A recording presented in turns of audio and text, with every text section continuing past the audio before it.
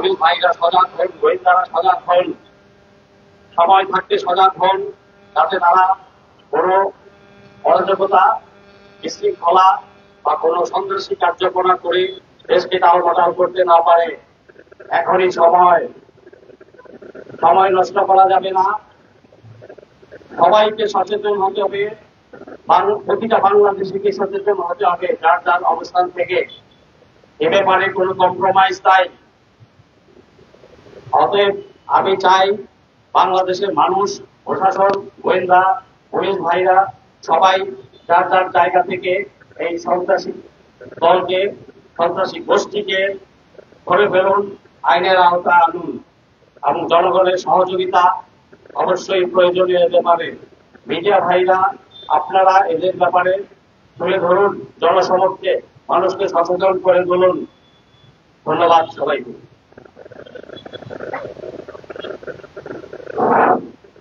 উপস্থিতি আমাদের মধ্যে উপস্থিত রয়েছেন মঞ্চ 24-এর মুখপাত্র কিউখুদা ভাই। আমরা এই মুহূর্তে কিউখুদা ভাইকে তার মূল্যবান বক্তব্য রাখার জন্য অনুরোধ করছি।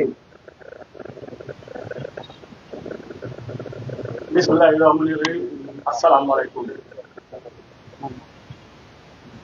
ইসকন হলো ভারতের মদতপুষ্ট, ইসরায়েলের মদতপুষ্ট একটি সন্ত্রাসী সংগঠন, যারা এখন ভারতের প্রেসক্রিপশনে বাংলাদেশের মধ্যে তাদের অপতৎপরতা অব্যাহত রেখেছে এবং ভারতীয় সংগঠন হিসাবে কোন ভারতীয় সংগঠনের কার্যক্রম কি বাংলাদেশে থাকতে পারে?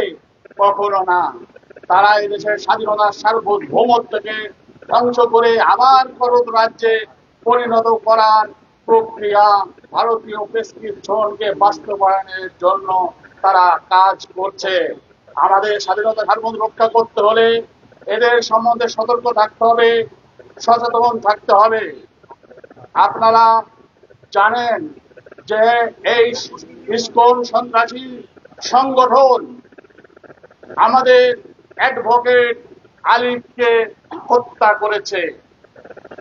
জানেন, চিন্ময়কে গ্রেপ্তার করার কারণে আমাদের পুলিশের ঊর্ধ্বতন কর্মকর্তা ডিআইজি রেজাউল করিম মল্লিককে থ্রেট দিচ্ছে, তার পরিজন সহ তাকে তারা হুমকি দিয়ে হত্যা সহ বিভিন্ন রকম হুমকি দিচ্ছে। কত বড় আস্পর্ধা, কত বড় দুঃসাহস একটি ভারতীয় সংগঠনের যে বাংলাদেশের স্বাধীন সার্বভৌম বাংলাদেশের মধ্যে থেকে তারা এইভাবে তাদের অপতৎপরতা চালিয়ে যেতে পারে। তাদের সন্ত্রাসী কর্মকাণ্ডের কারণে সারা পৃথিবীর বিভিন্ন দেশে তাদেরকে নিষিদ্ধ করা হয়েছে।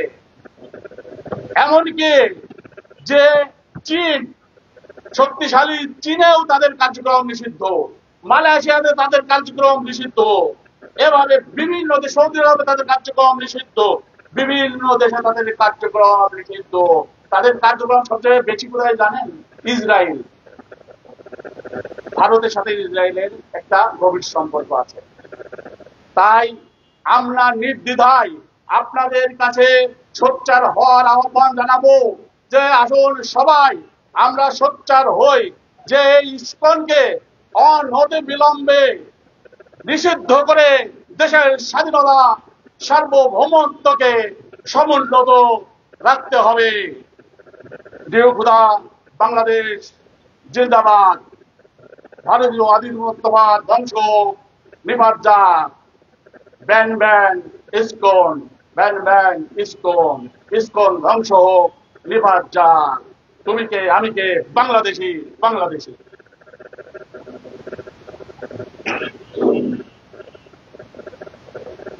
উপস্থিতি আমাদের 5 দফা দাবি রয়েছে, আমরা সে দাবি উপস্থাপন করব।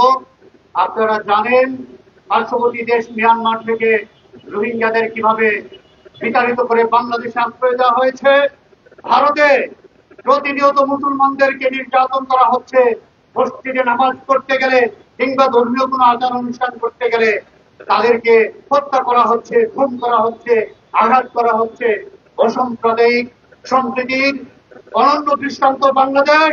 সেই ভারত চায় না, ইসকন চায় না বাংলাদেশ যেন কখনো স্থিতিশীল শান্তিপ্রিয় দেশ হিসেবে মাথা উঁচু করে পৃথিবীর বুকে দাঁড়ায়। আমরা ভারতকে জানিয়ে দিতে চাই, আমরা ইসকনকে জানিয়ে দিতে চাই, তোমরা যদি বাংলাদেশের মাটিতে আর কোন সন্ত্রাসী কার্যকলাপ করতে চাও, আমরা সংখ্যায় যত কমই হবে, তোমাদের শেখ হাসিনার মতো বাংলাদেশ থেকে অবশ্যই অবশ্যই তাড়িয়ে দেওয়া হবে। ৭১ যে সমস্ত হিন্দু ধর্মাবলম্বীরা বাংলাদেশের মুক্তিযুদ্ধকে অস্বীকার করে বাংলাদেশের মাটি ত্যাগ করে ভারতে গিয়েছিল, গত কয়েকদিন আগে টিভির ইন্টারভিউতে তারা বলেছে আমরা এখনো বাংলাদেশ ত্যাগ করে এসে ভারতের নাগরিক হইতে পারি নাই। তোমরা যদি ইসকন হয়ে ভারতের দাবিদারি করো, বাংলাদেশকে আবার স্থিতিশীল করতে চাও, অবশ্যই আমরা তোমাদেরকে আবার ভারতে পাঠিয়ে দেব। ২০৭৫ সালে তোমাদেরকে দুঃখ করে, অনুতাপ করে, বেদনা ভরে টিভি ইন্টারভিউ দিতে হবে। বাংলাদেশ ত্যাগ করেছি সত্য, কিন্তু ভারতের আমরা নাগরিক হইতে পারলাম না। প্রিয় উপস্থিতি, আমাদের অনেক বক্তা রয়েছে। এই মুহূর্তে আমাদের সাথে একাত্মতা পোষণ করে আমাদের এই মঞ্চে উপস্থিত হয়েছেন শাহ সুফি ইঞ্জিনিয়ার সৈয়দ আব্দুল হান্নান আল হাদি সাহেব। তিনি ঢাকা বিশ্ববিদ্যালয়ের সিনেটের অন্যতম সদস্য। আমরা ওনাকে ইসকন বিরোধী অবস্থান থেকে মূল্যবান বক্তব্য দেওয়ার জন্য অনুরোধ করছি।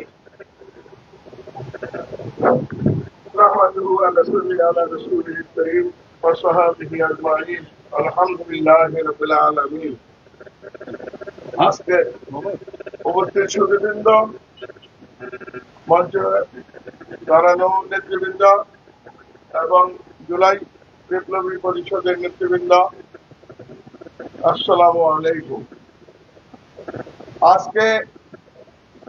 আজকের এই সভার সম্মানিত সভাপতি এবং উপস্থিত নেতৃবৃন্দকে আমি সশ্রদ্ধ সালাম ও শুভেচ্ছা জানিয়ে আমার বক্তব্য শুরু করছি।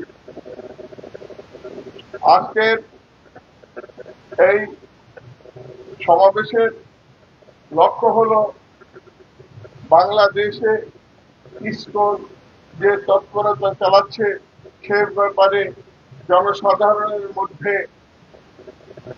সচেতনতা সৃষ্টি এবং তাদের কার্যকলাপ বাংলাদেশের জন্য এবং মুসলমানের জন্য কি পরিমাণ ক্ষতিকর সে সম্বন্ধে একটু ধারণা দেওয়া। ইসকন একটি আন্তর্জাতিক সংগঠন। আমার আগের ভাইয়েরা বলে গেছেন, আপনারা শুনেছেন, আমি তার সাথে একটু যোগ করি। ইসকন আন্তর্জাতিক সন্ত্রাসী সংগঠন। এটার লক্ষ্য হলো ধর্মে ধর্মে বিভক্তি তৈরি করা, বিরোধ তৈরি করা, সংঘর্ষ তৈরি করা, রাষ্ট্রকে দুর্বল করা এবং রাষ্ট্রের অর্থনৈতিক ক্ষতি করা। এটার জন্মদাতা হচ্ছে আন্তর্জাতিক ইহুদি সংগঠন ইসরায়েল এবং তার মুরব্বীরা। মোসাদ হলো এটার তথ্য যোগানদাতা। আপনারা জানেন যে ইসরায়েলের গোয়েন্দা সংস্থা মোসাদ সারা পৃথিবীকে কাঁপিয়ে রাখছে। ইরানের নেতৃবৃন্দকে, প্রেসিডেন্ট সহ ইরানের পরমাণু বিজ্ঞানীদের হত্যার পিছনে এদের হাত আছে। লেবাননের হিজবুল্লাহ নেতৃবৃন্দকে হত্যার পিছনে তাদের হাত আছে এবং পৃথিবীর বিভিন্ন জায়গায় হামাসের নেতৃবৃন্দ এবং পৃথিবীর বিভিন্ন জায়গায় মুসলমানদের যে সমস্ত নেতৃত্ব, উঠতি নেতৃত্ব বা প্রতিষ্ঠিত নেতৃত্ব আছে, সেগুলোকে ধ্বংস করাই হলো এদের উদ্দেশ্য। সেই মোসাদের সাহায্য পুষ্ট ইসকন বাংলাদেশেরা কি করতে চায়? এখানে ১ কোটি হিন্দু আছে, তারা তো হিন্দু ধর্মের প্রচার করতেছে। আমাদের এখনো গ্রামে গঞ্জে শহরে পাড়ায় পাড়ায় হিন্দুদের দুর্গোৎসব হচ্ছে, মন্দির হচ্ছে, এগুলো তো কেউ আক্রমণ করছে না। তারা নির্বিঘ্নে তাদের ধর্ম পালন করে যাচ্ছে। ইসকনের প্রয়োজনীয়তা কি? কেন এই সংগঠনকে তৈরি করা হলো? আপনাদের মনে নিশ্চয়ই প্রশ্ন জাগে। হিন্দুরা মন্দিরে যাবে, তাদের যা ধর্মীয় কার্যকলাপ, ধর্মীয় উৎসব মন্দিরে তারা পালন করবে, কিন্তু ইসকন নামে আরেকটা প্যারালেল মন্দির কেন তৈরি করা হলো? হিন্দুদের একটি অংশ, ইহুদিদের একটি অংশ এবং মুসলমানদের কিছু দুষ্ট লোক অর্থের বিনিময়ে তারা ক্রয় করে এই ইসকনকে চালাচ্ছে। এর নেতৃবৃন্দের মধ্যে 80% হলো ইহুদি, কনভার্টেড ইহুদি। ইহুদিরা কনভার্ট হয়ে হিন্দু হয়েছে। এখন যে ইসকনের আন্তর্জাতিক নেতা, সে একজন ইহুদি। আপনারা দেখছেন পত্রিকা তার ছবি ছাপা হয়েছে, জীবনীও ছাপা হয়েছে। কাজে ইহুদিরা এত কষ্ট করে ইস্পাত তৈরি করে দেশে দেশে এই তৎপরতা চালানোর উদ্দেশ্য কি? উদ্দেশ্য হলো ইসরায়েলের স্বার্থ যারা ক্ষুণ্ণ করবে। ইসরায়েল হলো মুসলমানদের দমন করে রাখে, মুসলমানদের অত্যাচার করে, মুসলমানদের হত্যা করে, মুসলমানদের ব্যবসা বাণিজ্য ধ্বংস করে, মুসলমান নেতৃবৃন্দকে নাজেহাল করে হত্যা করে। এটাই হলো ইহুদিদের উদ্দেশ্য। সেই উদ্দেশ্যকে সফল করার জন্য মুসলমানের দেশে এবং অন্যান্য দেশে এই ইস্কন তৈরি করা হয়েছে। এই যে আমাদের ছেলে,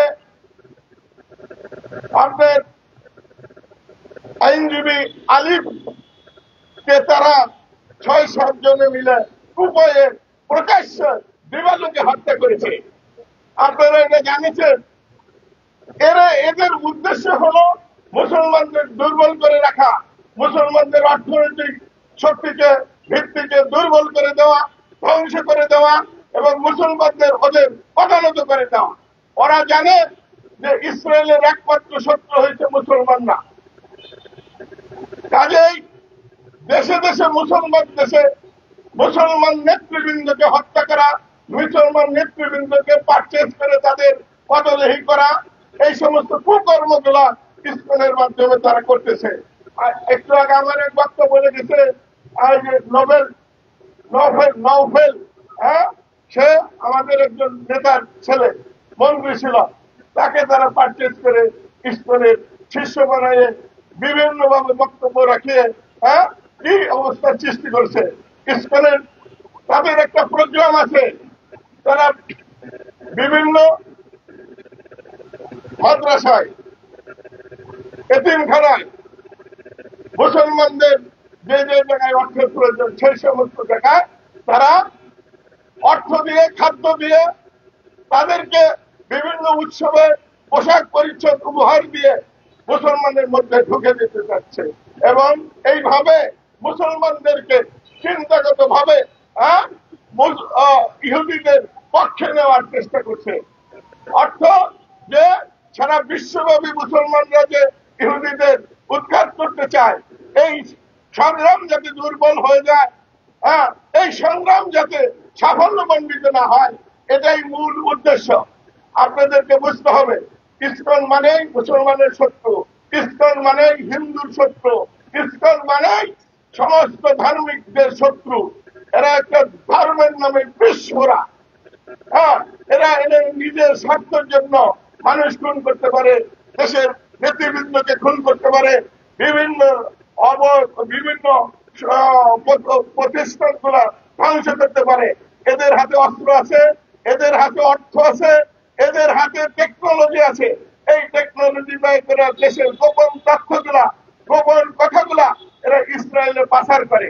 কাজেই এদের তৎপরতা বন্ধ করে দিতে হবে।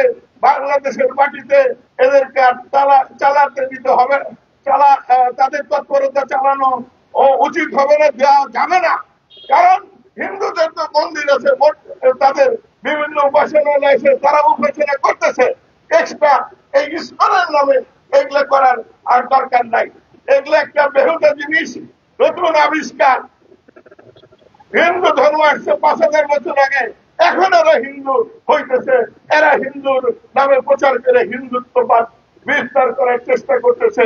এটা হলো একটা ভণ্ডামি। ইসকনের নামে ভণ্ডামি শুরু হয়েছে। হিন্দুরা, অরিজিনাল হিন্দুরা এর মধ্যে নাই। এখন মুসলমানদের ক্ষতি করার জন্য ভারত হচ্ছে এদেরকে তাদের দিচ্ছে, ভারতে এদের সাথে সহযোগিতা করতেছে। ইন্টারন্যাশনাল মুসলিম বিদ্বেষী শক্তিগুলা স্পেনের মাধ্যমে মুসলমান দেশে দেশে ক্ষতি করার জন্য অগ্রসর হয়েছে। আপনারা তাদেরকে প্রতিহত করেন, তাদেরকে দেখা মাত্র পুলিশে ধরে দেন, তাদের সংগঠনকে নিষিদ্ধ করেন এবং রাষ্ট্রের উপরে চাপ সৃষ্টি করেন। তারা যেন তাদের তৎপরতা তাদের ওই মন্দিরের মধ্যেই রাখি, সীমিত রাখে, যে পর্যন্ত তাদেরকে নিষিদ্ধ না করা হবে তারা যেন বাইরে এসে মুসলমানদের কোন সমাবেশে, থানায়, মুসলমানদের মাদ্রাসায় তারা যেন খাদ্য সরবরাহ না করতে পারে। আর মুসলমানদেরকে আমি হুঁশিয়ার করে দিচ্ছি, এই সমস্ত বজ্জাতদের কোন সাহায্য সহযোগিতা আপনারা নেবেন না। এরা টাকার বস্তা খুলে বলছে, রাজনৈতিক ক্ষেত্রে সাহায্য করে, ধর্মীয় ক্ষেত্রে সাহায্য করে, আমাদের দুর্বল মুসলমানদের অর্থনৈতিক ভিত্তি অমজবুত মুসলমানদের এরা সাহায্যের নামে এই ইমানকে হরণ করতে চায়, মুসলমানকে অমুসলমান বানাইতে চায়, অন্তত ইহুদি বিদ্বেষী যাতে না হয় সেই চেষ্টা তারা করে। কাজেই এদের এই তৎপরতা আমি রাষ্ট্রীয় কর্ণধারদের বলবো যে আপনারা অবিলম্বে বন্ধ করে দেন, এই আলিফ হত্যার বিচার করেন, চিন্ময়কে চিরজীবনের মতো বন্দী রাখেন, তাকে ছেড়ে দেবেন না। এবং ইসলামের যে সমস্ত নেতৃবৃন্দ বাড়াবাড়ি করবে সাথে হাতে ধরে নেই, বন্দি করে জেলখানায় পুরে রাখুন। এদের তৎপরতা বন্ধের যাবতীয় ব্যবস্থা আপনারা গ্রহণ করুন। মুসলমানদের সমর্থন সাহায্য ইনশাআল্লাহ আপনাদের প্রতি থাকবে। আমি আশা করি আমাদের নেতৃবৃন্দ, আমাদের জনগণ এ ব্যাপারে সজাগ হবেন, সজাগ থাকবেন এবং এদেরকে প্রতিহত করার জন্য মাঠে ময়দানে সর্বত্র বুদ্ধিভিত্তিক ভাবে প্রচারের ক্ষেত্রে বিভিন্ন ভাবে তৎপরতা চালাবেন। এই কথা বলে আমি আমার বক্তব্য শেষ করছি। ও আখির দাওয়ানা আলহামদুলিল্লাহি রাব্বিল আলামিন। আসসালামু আলাইকুম ওয়া রাহমাতুল্লাহ।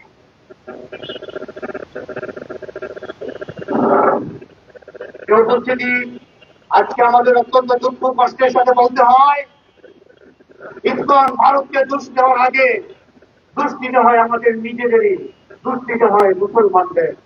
একজন মুসলমান কিভাবে মন্দিরে যখন পূজা চলে, আল্লাহর শিরক চলে, কিভাবে মুসলমান পাহারা দেয় তাদের পূজা মণ্ডপ? হযরত ইব্রাহিম আলাইহিস সালাম মুসলিম জাতির পিতা, তিনি তো পূজায় যাননি, বরং কুড়াল দিয়ে কুপিয়ে সকল মূর্তি ভেঙে দিয়ে কুড়ালটা বড় গলায় ঝুলিয়ে দিয়েছিলেন। রাজনৈতিক দলগুলি আজকে হিন্দুদের সাথে, ইসকনের সাথে, ভারতের সাথে তাল মিলাতে চায়, তারা তাদের সাথে জোট করতে চায়। যে রাজনৈতিক দলগুলিকে গত 15 বছর ভারতীয় আগ্রাসন, আধিপত্যবাদ নানান সময় খুন করেছে, হত্যা করেছে, জবাই করেছে, পায়ের হাড্ডি ভেঙে ভেঙে তাদের হাড্ডিতে চুপ খেয়েছে। সেই সমস্ত ইসকনের দাবেদারদের আজকে আমরা ধিক্কার জানাই। তোমরা যদি রাজনীতি করতে না জানো, তোমাদের বাধাই যদি করে ঢিল না থাকে, তোমাদের বুকের মধ্যে যদি বারবেলের মতো একটা বল থাকে শুধু, তাহলে তোমরা রাজনীতি ছেড়ে দাও, চোদার কামড়কে এদেশের মানুষদের তোমরা মুক্তি দাও। কিন্তু ভারতের আধিপত্যবাদ প্রতিষ্ঠিত করে তোমরা বাংলাদেশের জনগণকে আর জিম্মি করতে দেও না। আমাদের অনেক বক্তা রয়েছেন, কথা তারা বলবেন, আমরা শুনবো। এই মুহূর্তে আমাদের মধ্যে উপস্থিত থেকে বক্তব্য রাখবেন জনজোট বিপ্লবী মঞ্চের চেয়ারম্যান মুজাম্মেল হক রিয়াজি ভাই। মুজাম্মেল হক রিয়াজিকে ওনার মূল্যবান বক্তব্য রাখার জন্য অনুরোধ করছি। ধন্যবাদ শাহরুল ভাইকে। আছেন দেশের দেশপ্রেমিক অনেক বিপ্লবী এবং সাহসী সৈনিকরা। আমি 5টা পয়েন্ট নিয়ে ইসকনকে বর্ণনা করেছি, খুব গুরুত্বপূর্ণ 5টি পয়েন্ট। ইসকন আসলে কি আমাদের দেশের জন্য? সবাই জানে ইসকন একটি সংগঠন, শুধু সংগঠনের নয়, ইসকন খুবই গুরুত্বপূর্ণ কিছু বৈশিষ্ট্য তৈরি করে। এই সাংবাদিক বন্ধুরা জানেন এই বৈশিষ্ট্যগুলো কি, তারপর আমি উল্লেখ করছি। ইসকনের 5টি বৈশিষ্ট্য তৈরি করে, তার নাম হচ্ছে ইসকন একটি পরকীয়া সংগঠন। ইসকন এগুলো একটি পরকীয়া সংগঠন। পরকীয়া কি আপনারা জানেন? পরকীয়া হচ্ছে যে স্বামী থাকার পরও অন্য তরুণীর সাথে থাকা, অন্য তরুণের সাথে বিভিন্ন কার্যক্রম ইত্যাদি পরকীয়া সংগঠন। ইসকন একটি হিন্দু সংগঠন বললো এটি ইহুদিদের সাথে পরকীয়া করে, তাই ইসকন একটি পরকীয়া সংগঠন। অর্থাৎ এরা প্রমাণিত ইসকনের অধিকাংশ লোকেই ইহুদিদের সাথে সম্পৃক্ত এবং তারা ইহুদিদের মূল এজেন্ডা বাস্তবায়ন করে, যা অলরেডি প্রমাণিত হয়েছে। যেহেতু একজন ব্যক্তির সারা সংসার করার পরও অন্যান্য পরিবেশের সাথে লিপ্ত থাকে, তাই তাকে পরকীয়া বলা হয়। আর ইসকন যখন হিন্দু সংগঠন বলা হলেও তারা ইহুদির সাথে সম্পর্ক লিপ্ত থাকে, তাই ইসকনটি প্রমাণিত পরকীয়া সংগঠন, ইসকনটি জঙ্গি সংগঠন। আমাদের এদেশের মুসলিম, হিন্দু, বৌদ্ধ, খ্রিস্টানের মধ্যে একটি সম্পর্ক রয়েছে, সম্প্রীতি রয়েছে। কিন্তু ইসকন কি করে? ইসকন কি করে? উস্কিয়ে দেয়, সন্ত্রাসী কাজে লিপ্ত হয়ে যায়, আলিম হত্যা করে। আমাদের এক ইমামকে তারা কিভাবে ভুল করেছে, ইন্ডিয়ার বর্ডার অন্য কিছু পার করেনি। অতএব ইসকন মূলত দেশের বিভিন্ন জায়গায় বিভিন্ন ধরনের উস্কানি দিয়ে জঙ্গিদের কথা চালায়, এটা অলরেডি প্রমাণিত হয়েছে হত্যা করার মধ্য দিয়ে।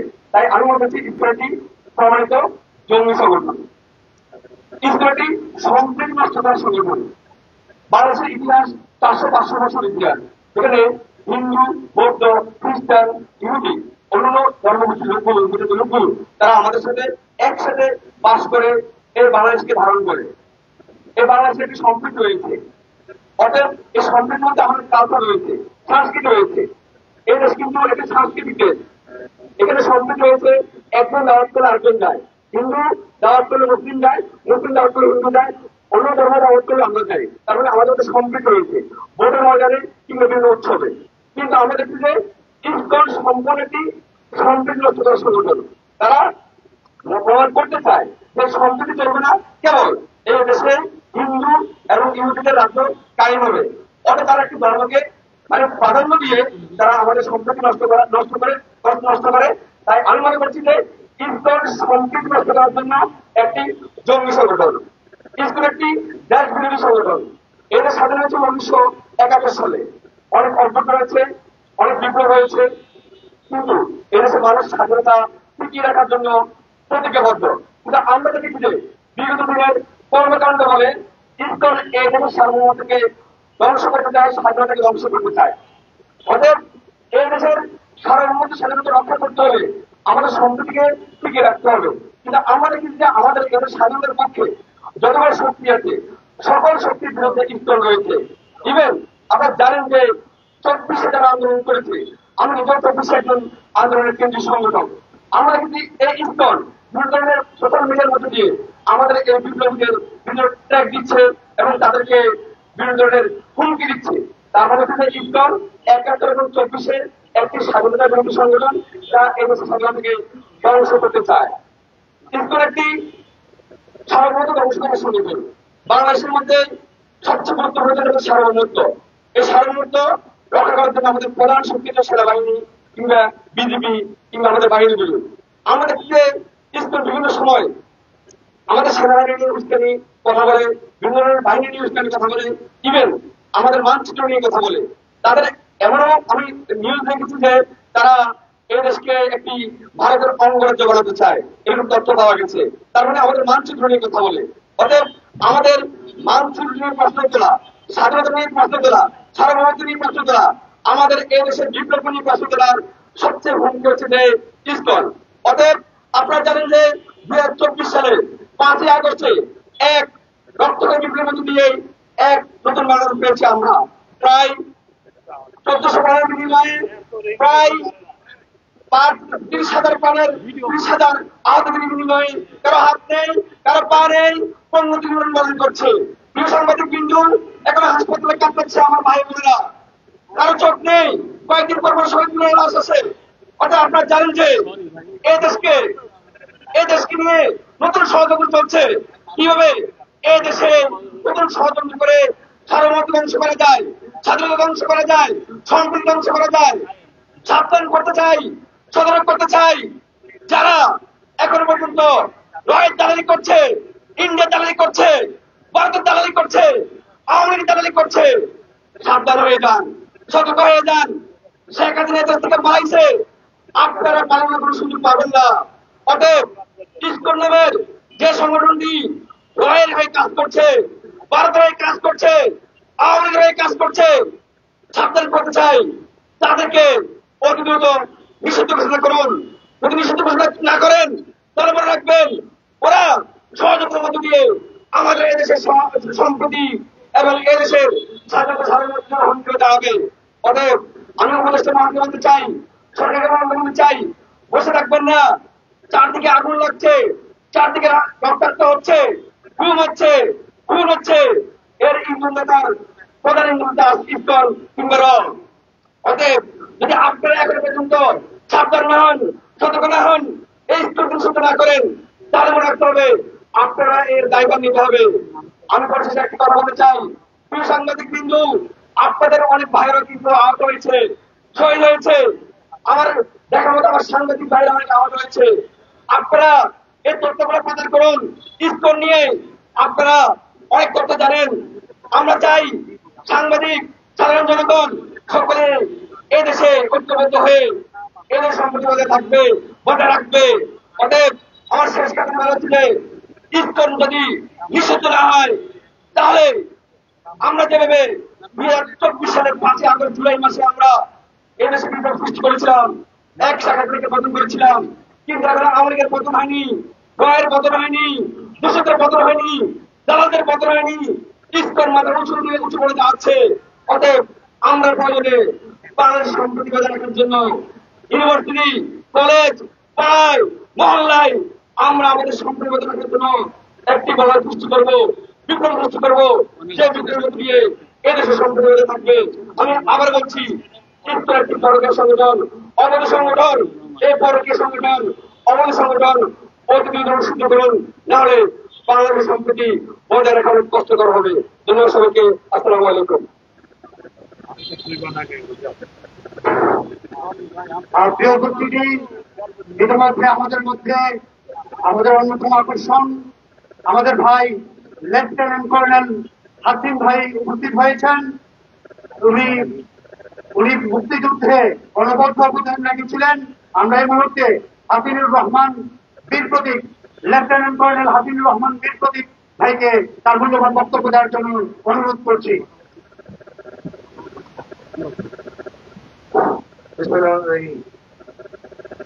আমাদের মধ্যে যে ভুলগুলো ছিল তাই যার জন্য আসতে পেরে এই দেশটা আমাদের, আমরা অনেক রক্ত আমার চিকিৎসা আবার ভিতর করে সাহায্য করেছে জুলাই মাস আরো সাইজে রক্তের এবং ওয়াশিং মুক্ত অনেকের রক্ত তুলি। আমরা এই স্বাধীনতা প্রাপ্ত এই দেশকে আমরা কলঙ্কিত করতে চাই না, রক্তস্থ করতে চাই না। আমাদের এই বিষয়ে ইস্কন এটা সংসদে করা প্রয়োজন। আমাদের মুসলমানদের অনেক ধর্মীয় দল নিষিদ্ধ করা হয়েছে, তাদের আচরণ ভালো থাকলেও নিষিদ্ধ করা হয়েছে, পরিস্থিতির বিষয়ে আমরা রিকোয়েস্ট করি অন্যকে কোনো স্বরাষ্ট্র উপদেষ্টা বাংলাদেশে বলে ইস্কন নিষিদ্ধ করে।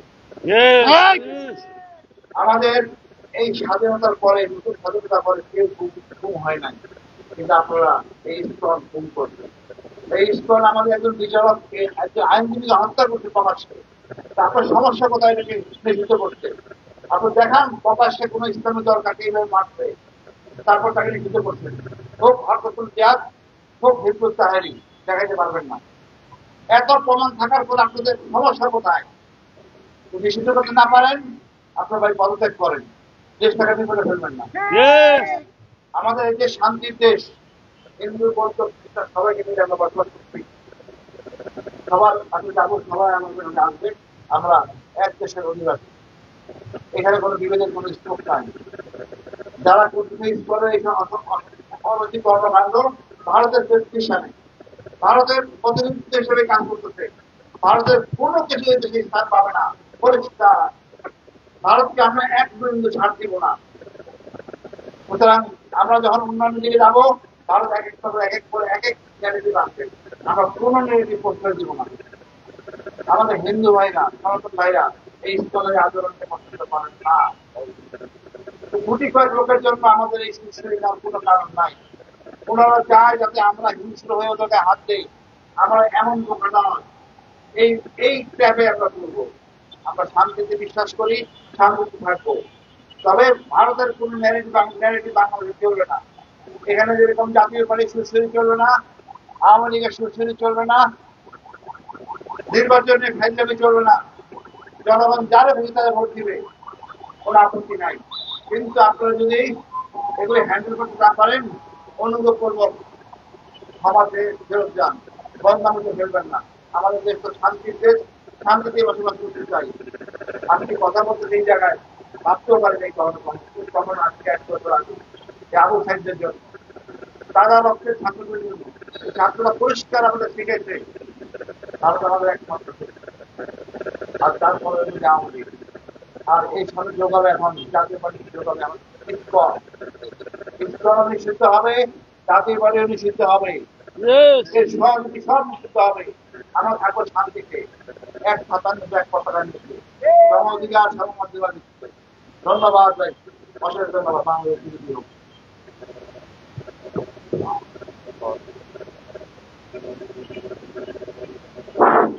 আজকে আমাদের এই মঞ্চ থেকে আমরা জুলাই বিপ্লবী পরিষদের পক্ষ থেকে প্রধান উপদেষ্টার উদ্দেশ্যে 5 দফা দাবি উপস্থাপন করব। সেই দাবিগুলি আমি শেষে বলবো। এই মুহূর্তে আমাদের মধ্যে মূল্যবান বক্তব্য রাখবেন